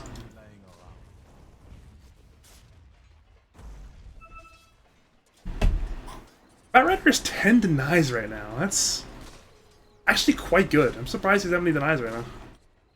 Yeah, and despite that, PA is still at highest net worth. I mean, that's partially because of the first blood, but doing a good job getting the last hits that aren't denied. It's actually so strange. You see Batrider usually gets a lot of last hits with the 16 napalm, but he has 11 denies. That's well played by Journey there. But now, once he got to fight top lane, Shrapnel is there. They're going in Firefly. KTA should die here, and will die there. Acid Rain, the sniper himself, gets that kill, and well, I'll beat Nebula up 2 kills to 1 right now.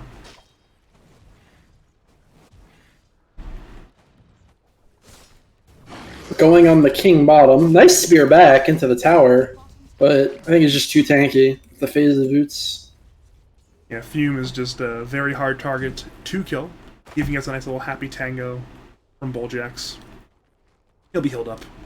He'll be good to go very soon, I'm sure. Meanwhile, top lane, Stifling Dagger is there, and Acid Rain. Battery Assault is used, Cogs are used. Acid Rain should die, and KU will blink in to secure that one. Now 2 kills to 2 once again. Journey actually is running in a Firefly, but he appears to be a little bit too slow to get these kills. Squid is rotating over, so they will go for a tower dive. 4 stacks are there on KU. They're now TPing in the Invoker. They may instead try to turn 2 clock, but once again, Cogs are there. EMP is there. Journey should go down somewhat soon. Yeah, Stifling Dagger will slow him. KU gets a killing spree now. 3 kills for him in this game, and now Squid will be forced to run away. Almost kills KTA actually, but will still have to run away.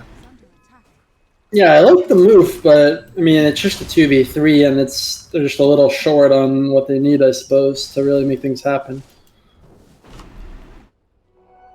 He had the Arcane Rune juice. He was feeling real confident, like, yeah, I'm just gonna walk up there and do some stuff. The problem is Invoker had a TP scroll, and, well, one of the best heroes at TPing in and just disengaging a situation with the Tornado.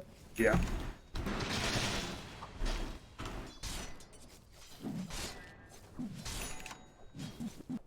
What is... Okay, Sniper is Shrapnel clearing a stacked hard camp right now. Huh. He's almost dying doing it, actually. American Sniper. This is a real Dota gamer. I'm just so... you don't really know what to expect macro-wise from a Sniper 4. Apparently what he's doing in this game is stacking his own camps and then clearing them with Shrapnel.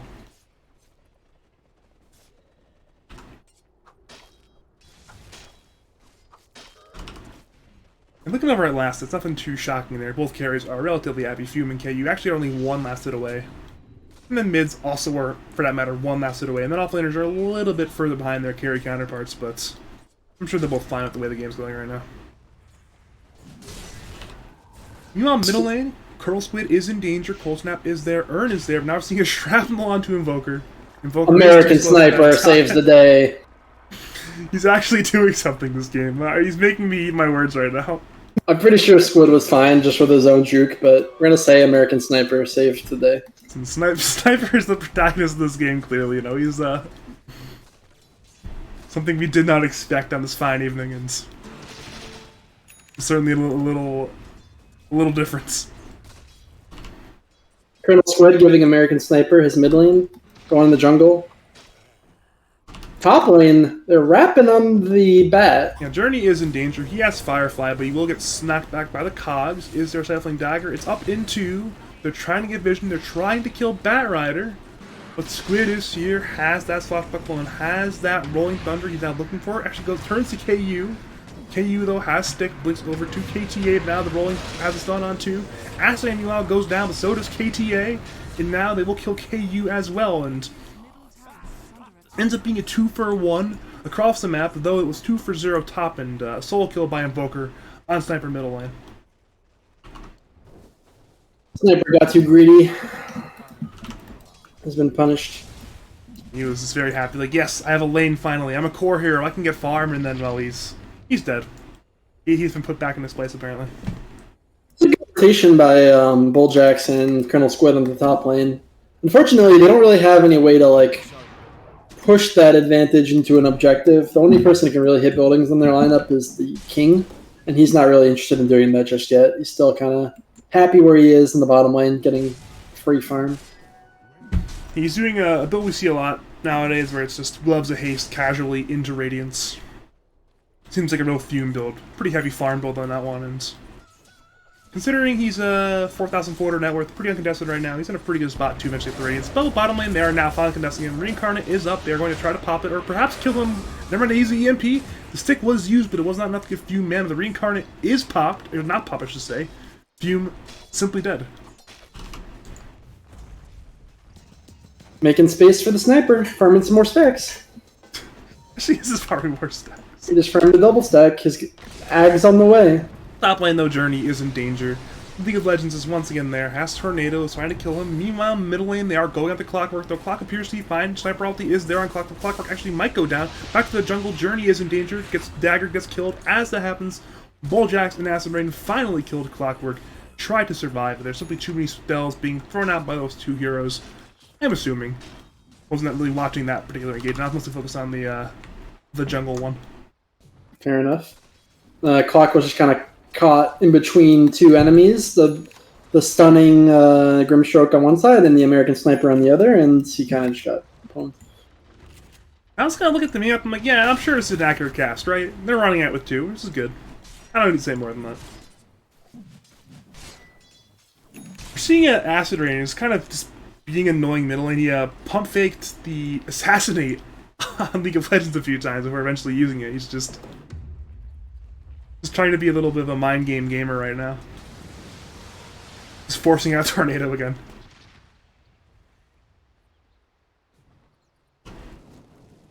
Overall, though, I mean, this is a relatively even network situation. It's less than 1k at minute 11. Who is happy with the state of the game right now? I think KU's pretty happy. Just getting the AFK farm in the jungle. I mean, he would prefer a lane, but top of the net worth still, so pretty good spot. But yeah, I'm not really sure. I mean, I think both teams are just kind of feeling themselves right now. Like both carries are happy. The mids are both pretty farmed. Nobody's really forcing any objectives. Nobody's really forcing any kind of conflict. So it's pretty interesting.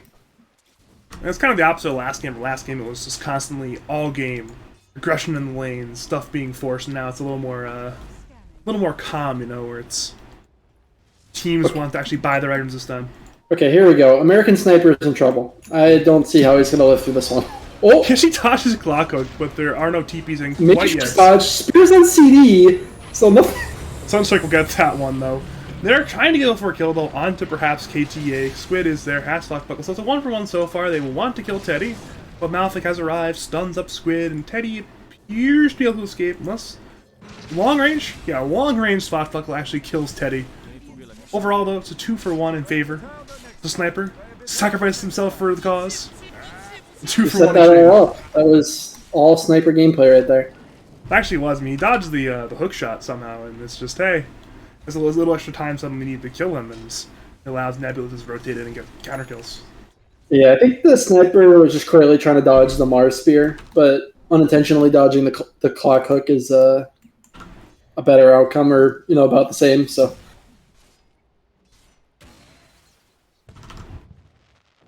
Ooh, Fume has 3,000 gold right now. Compared to KU, KU's close to that B Fury, but both these carries are just so happy right now. We mentioned earlier how both of them are just kind of freely hitting creeps, and that has not changed.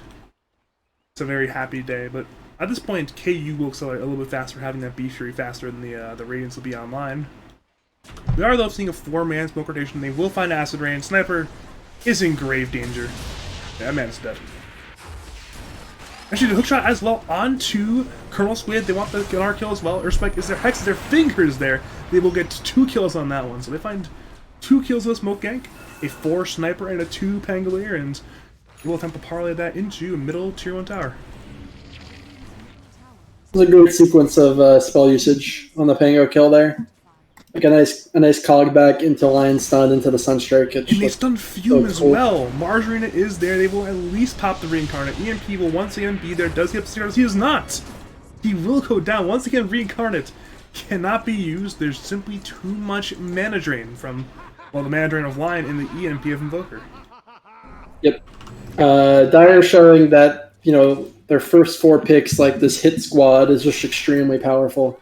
They really have everything they need in this little squad of Clock, Lion, Mars, and Invoker. So much CC, so much catch, really good teamfight presence. They can kind of just get a lot done while PA is just mirroring the Wraith King of, passive AFK farm.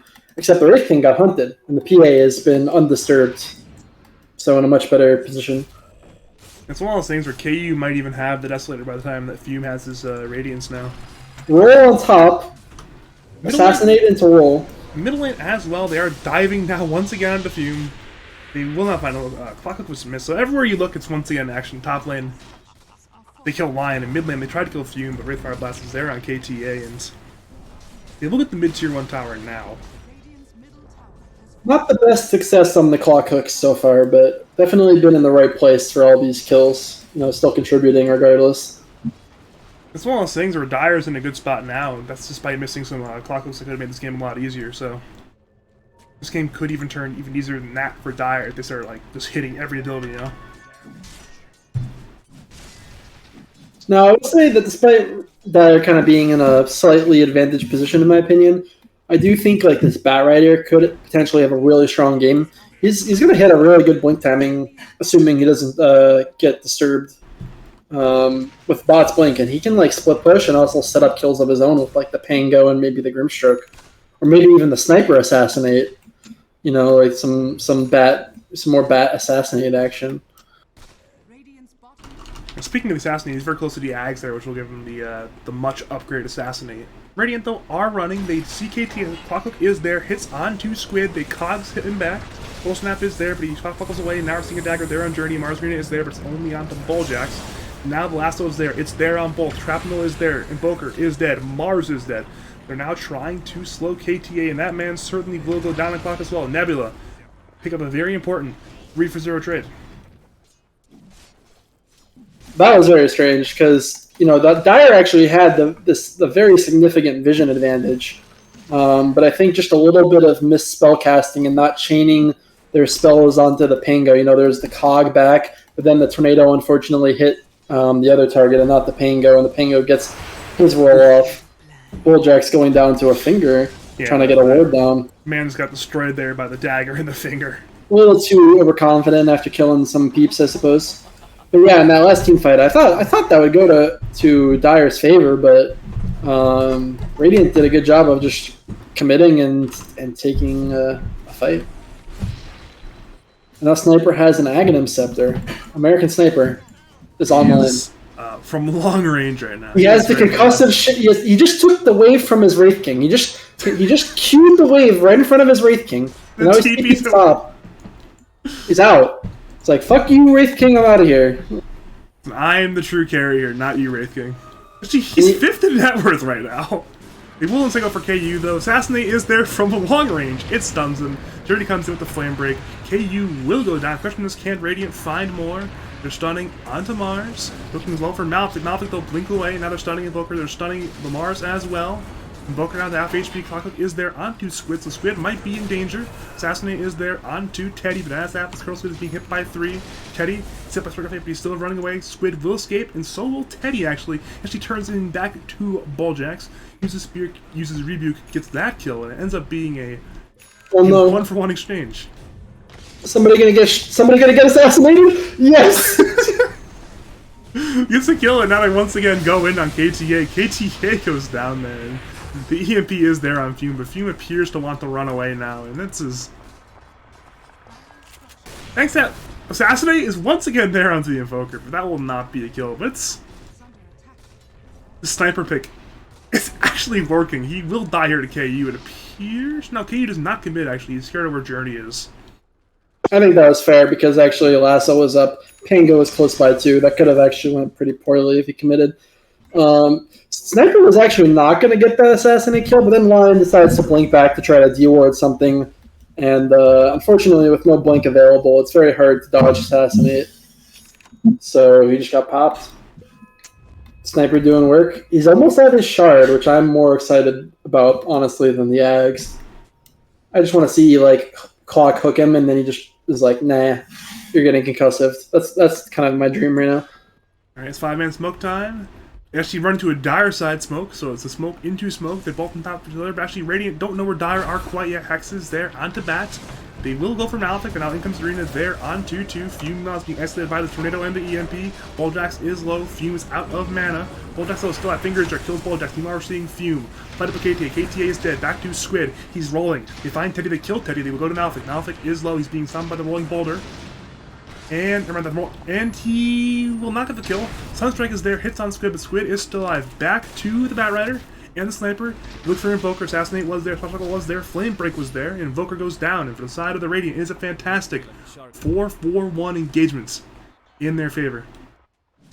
Yeah, I really don't like the Dire's decision to keep committing to that fight as soon as they see the smoke break from the Radiant. They actually had a ward so they could kind of soft confirm that once they ran into those heroes, that, since they weren't in the Dire ward, that there was a smoke. I think Dire just needed to run ASAP because KU had no TP available. He ported bottom to go farm. So I think it was a little bit of mixed messaging there. But, the fight breaks down, but I don't think it necessarily matters too much because right now I think this is all, all eyes on the PA. I think she is in a prime position to carry this game if she gets to her BKB without kind of getting disturbed. And that's what's been happening so far. She had that one recent death in the dire jungle top when they smoked on her, but now she's just been getting the farm. This sort of timing too is pretty good. I mean, she's going to have a give or take a 24-25 minute BKB on top of the Deso and the B Fury, so she's just very, very farmed right now. Yeah, I can honestly see her killing... If she doesn't get, lassoed and chain CC'd or something, I could just see her killing all of Radiant's heroes in quick succession. Aside from the Wraith thing, but, jump on the Grim gets one shot, then maybe you go for the Sniper, something like that, and, could be pretty scary. It's one of those things where she does need to be careful, though, where PA definitely wants to be the one making the jumps this game. She doesn't want to be, say, Lasso into Assassinate into, say, I don't know, Inkswell. That's just suddenly a disaster situation for the Dire. Yeah, can't get chain CC'd. She has to be kind of hidden. But that's what Blur is very good for. If your team's around you and you're just sitting in Blur, it's very hard for the Radiant to pick the fight by, initiating on the carry. So... We're seeing Nebula. They're still playing in the jungle right now of Dire side. Acid Rain is hitting the tower, but in comes Tornado, in comes Meteor. Acid Rain is in danger. But the spear actually did not lash. Now Lasso is there onto Teddy. Assassinate will be used as well, so Teddy is stunned. Swashbuckle is there. Teddy will go down. And... Well, they're actually looking for KU now as well. Lasso is down, but Fume, never mind, does not run for KU. He runs to the creeps instead. Teddy being the one who's unfortunately tanking a lot of these ganks, or just the one who dies in these team fights. Like somebody has to die, even if you have a team fight that goes your way, or not necessarily, but there's a chance somebody will die, and unfortunately, it's been Teddy in these conflicts, and he hasn't been getting the most farm. This happens a lot with these Sheeeesh games where Teddy's just the one tanking the shit roll and just tanking the gangs, and he's just dies sometimes. Suffering in the net worth. Well, I like his BKB choice. If he gets his BKB, I think that's honestly all he needs for this game, because he can just blink in and spear somebody to his ult, and that's really all you need to do as Mars when you have a PA who can one-shot most heroes. PA going for the Nullifier. I think I'm a big fan of this item, this game, because if you're playing these backline heroes on Radiant, you just want to naturally build something to save yourself from the PA. Nullifier is pretty good against all those itemizations. It's one of those things like the Force Staff will be decent, but the problem is Glimmer Cape, Ghost Scepter, both fairly useless, and even like putting, say, Inkswell on yourself will no longer do anything as that Nullifier. Both teams are somewhat grouped, but neither team is committing to a smoke quite yet.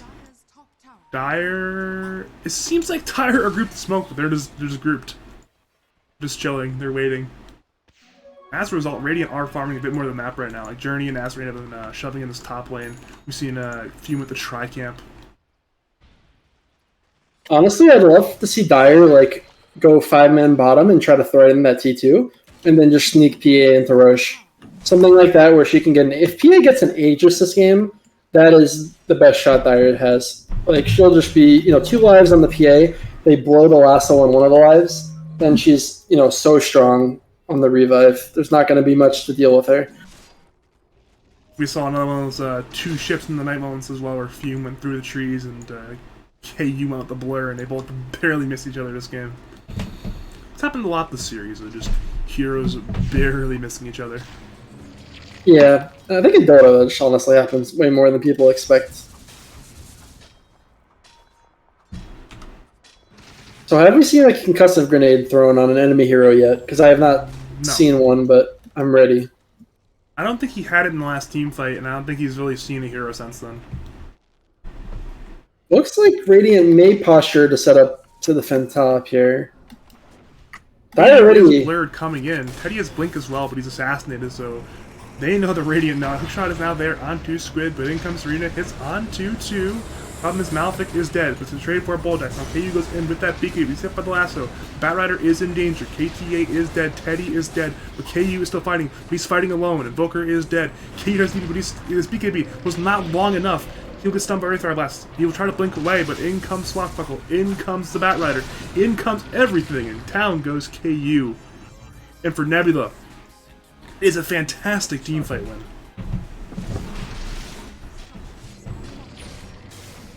I mean, PA got a BKB off, but she still just gets lassoed, and that was enough time for Radiant to clean up the rest of Dire.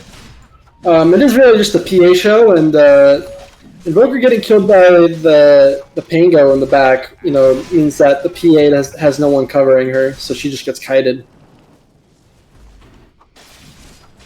It's a very fragmented fight in which they isolated the Invoker out as well. They just kind of chased him down there with Fume, and it was just a rough time overall for Sheeeesh in that team fight. Yeah, and honestly, I think the biggest thing there was that they smoked into a place where Radiant just had pretty much perfect vision because of the ward. So, once the fight starts there, Radiant just has so much more, information to play with than the Dire. And it just makes the fight much easier for them. That ward was that ward just expired. That was on the cliff to the right of the top tier 1 tower for Radiant, and that ward just gave perfect vision of that team fight. So yeah, I was circling it out. Don't worry, it was a fantastic ward there. Where it's like you saw the assassinate be used right away on Teddy, and it's like, oh wait, this fight might not go well for us. But the problem is, how do you retreat from that when they're collapsing from this tier 1 tower as well? It's just you kind of pincered at that point.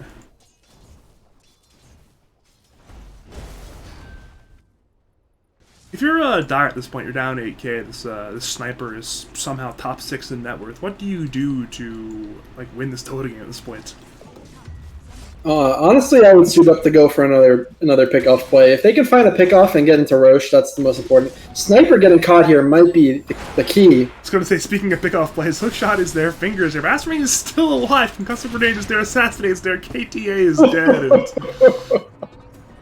oh god. What the heck? This sniper pick's actually working. I can't believe it.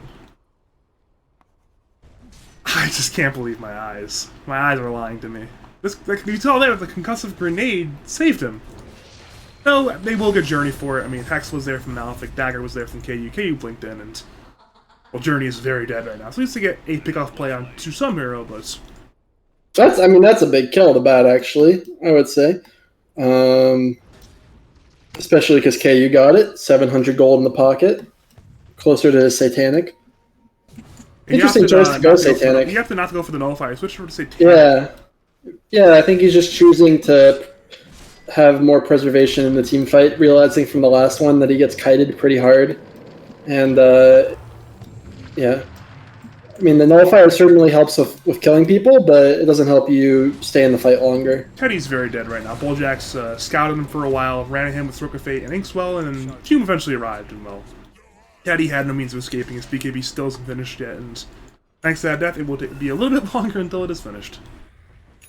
Yeah, Teddy's net worth has not changed in the last 10 minutes or so, unfortunately. So he is not very close to his BKB still, which is very essential, I would say, for these team fights. They need to get him the space to finish that item. I think no matter where he goes, he just appears to be having a rough time of farming right now. The hard part is like they don't want to like commit heroes to backing him up at this point. He's a Mars, so it's just the hard part with Mars sometimes, where it's I don't have items and I don't really have means of getting items.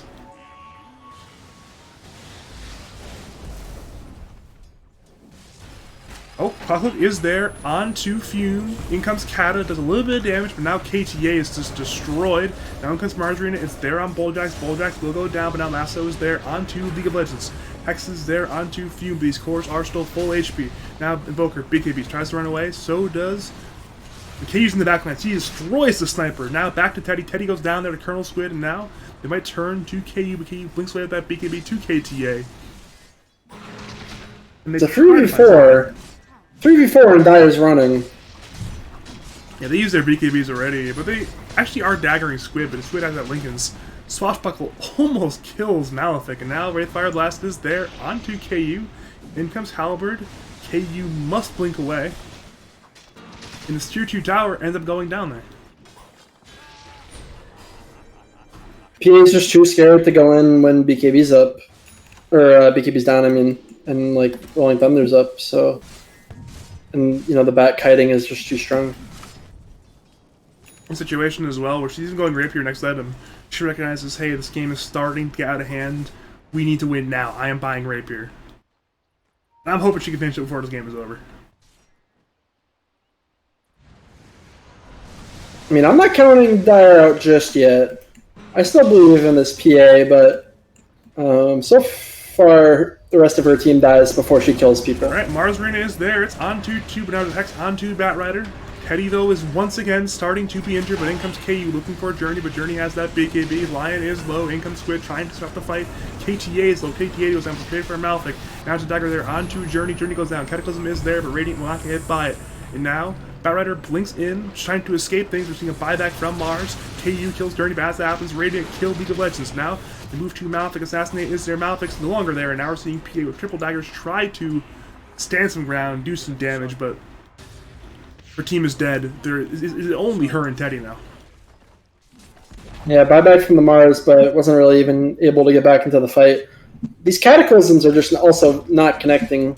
Like, I think the CC and the Katas are just a little mistimed. They're just, you know, unfortunately, I think the Wraith King, like, summoning his skeletons maybe griefed the previous one, if that's how that interaction works, but not a lot of damage coming from the Cataclysms regardless. Yeah, this tower is once again in danger. It's down to 1/3. Yeah, it's not even alive anymore. It's just dead. And they will, of course, go for some more racks as well. Actually, are they even going for Teddy here? They're actually going and diving. Okay, he will blink to the Ancient. He will blink to the Fountain. He'll be fine. What's not fine though is the racks. Ranger racks are dead and they're not turning to the melees. Those squid may... Okay, squid, never mind, we'll blink away. I thought he might be in danger there to KU with no anything being up.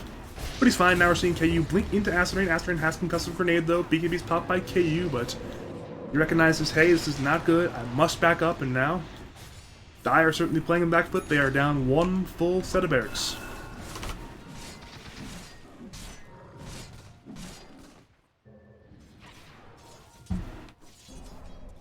It's rough. PA is really the only farmed hero on Dire. Alright, they're going in middle lane. Squid has the ultimate, will blink in onto Malefic. Malefic will force away. Now we're seeing an assassinate. It was somewhere, I believe, but now we're seeing Journey is on top of Malefic. Malefic will go down. Malefic will have no buyback.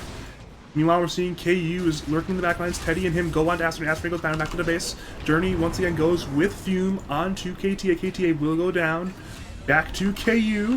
Lasso is there. Onto the Invoker. Invoker is in danger. Margarina is there onto Bing comes KU. The controllers. Lasso has that Go Scepter. Now they blink there onto Teddy and KU. Wait for Lasso there on both. Kata comes in, but it will do nothing.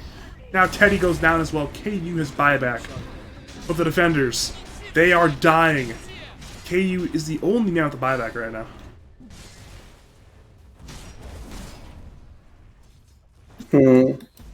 He's thinking, how do I not buy back here so I can get this rapier? But yeah, if I buy back, the building still die anyways. I'm just gonna not buy back.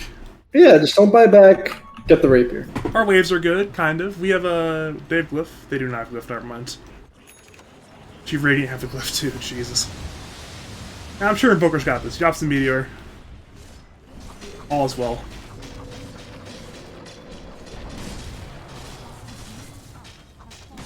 Looking for an angle, actually. They smoked up the clock within the line, but maybe they're perhaps looking for Bulljacks in the backlines. But it will be a hard jump if they go for it. Ranger Racks are dead mid, Melee Racks are dead as well, and now Bat and Grimstroke chase on the clock. Acid Rain found that man, and while KTA once again went down, once again has no buyback, and Dire once again have two defenders.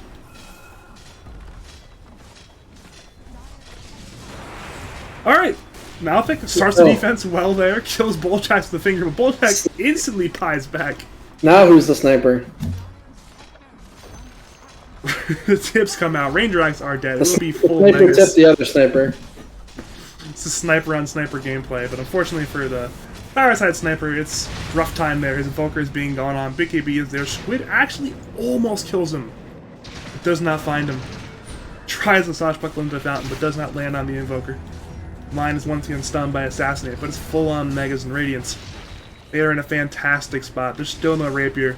They stun onto Fume. The problem is Lasso's there once again to Invoker. Mercenary is there. Hits onto 2 actually, but in comes the Link. It's there on 2 once again. They both will go down, and now KTA is in danger. Malefic's in danger. KU's in the backlines, but he's killed nobody. He even tries to TP away, but his TP is cancelled, and the GG is called. GG. American Sniper too strong. I can't believe it.